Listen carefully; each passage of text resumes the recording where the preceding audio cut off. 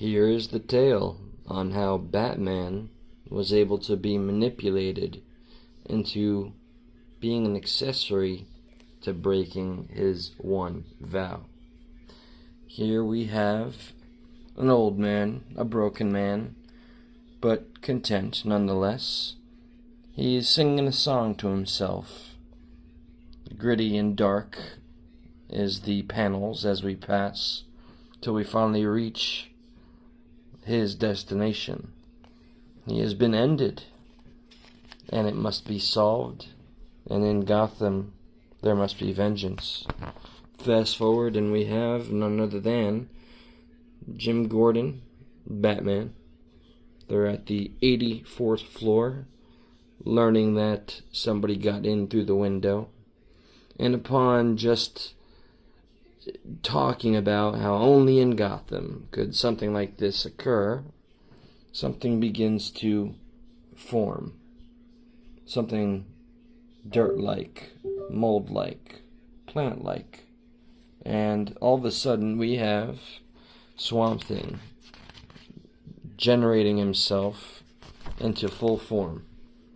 Oh, and before we get there, it was simply Jim Gordon commenting on how life is life and the dead is dead. And that's how it is. Swamp Thing opening with an ambiguous "I disagree," instantly getting Batman's attention. Dead is not dead. Dead is falling back into life, says Swamp Thing. So, aside from Jim Gordon's obvious confusion, he needs a smoke. Batman asking Swamp Thing, his buddy, is there a problem? And Alec responds, no, there's no problem, but that dead man on the floor is my father, which leads to one of my favorite meetings in the Wayne Manor, which is this beautiful splash page of Bruce Wayne having a nice little cup of tea with Alec Hollands, Swamp Thing, while Alfred, rest in peace, is tending to Wayne Manor. They have a very intriguing conversation about life and death. And in this, as I skip some of the panels, I'll just summarize that basically Swamp Thing explains his troubled father's existence and how life and death are never truly the end, that they are a circle, a cycle. And with that, he instantly ignites Bruce Wayne's hope, optimism, that one day he can perhaps speak to his parents, even in the afterlife. So after this conversation of Alec Swamp Thing convincing Bruce Wayne, Batman, to help him find his father's killer, I will semi-skip the part where basically it's discovered that Mr. Kite Man, hell yeah, is the one that sold a kite to the killer that ended poor Alec's father's life. So they learn this, we get some fun banter. The investigation is hilarious, by the way. Kite Man literally crying upwards into Batman's face as he hangs upside down while Swamp Thing has him all tied up in vines. Fast forward. We have some fun little buddy cop moments as they investigate with the Bat computer. And this little moment is absolutely, well, what can I say? It's cute. Swamp Thing chilling in the Batmobile. Why do you need a car? To which Batman retorts in only the way he could, I don't know. Why do you need a body? Swamp Thing replies. So as they whiz off, they end up here to our conclusion. This wild-haired punk, apparently appreciating art, is just chilling at this exhibit, being, well, quite a punk. I don't know what else to say. And little does he know, sneaking up behind him is probably the last two people you'd ever want to sneak up behind you. Swamp Thing, Batman. And here's the confrontation.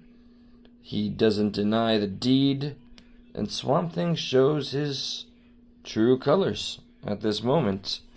So no real interrogation, just brutal revenge. The last thing that Batman was expecting of his friend Swamp Thing, or should I say Alec Holland.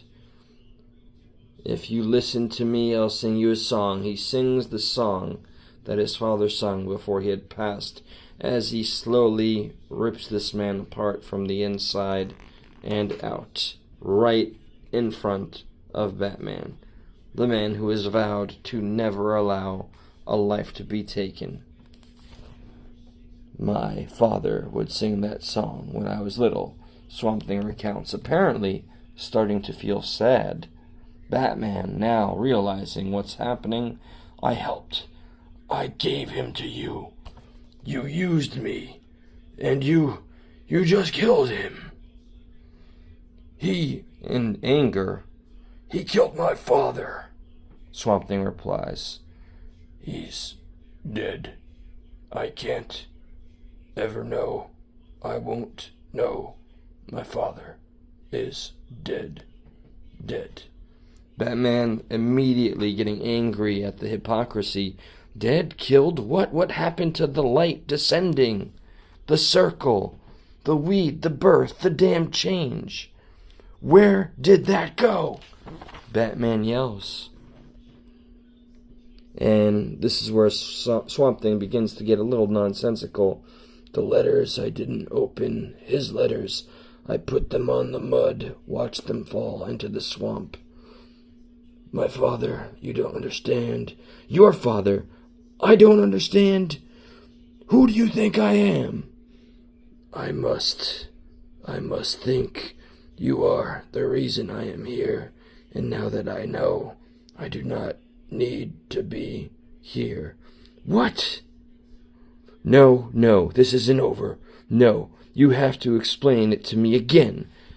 Swamp Thing begins to deteriorate. No, not now. You're not leaving me, you coward. Coward! And as Swamp Thing finally falls into nothing but leaves and bramble, Batman, for the final time, shouts, Coward!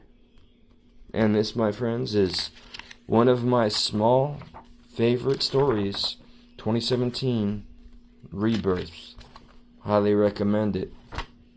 One of the greatest Batman books I have, and I've got a few. All I can really do, my friends, is share raw comic books. I haven't really tried to get the talent for getting all the panels up there and doing it proper but I am passionate enough to share some of my favorite stories with you all. In time, perhaps, this channel can improve on that. Please feel free to leave a comment regarding any comics that you may love, stories you feel should be told. Make any recommendation you wish. Thank you for your time. Take care.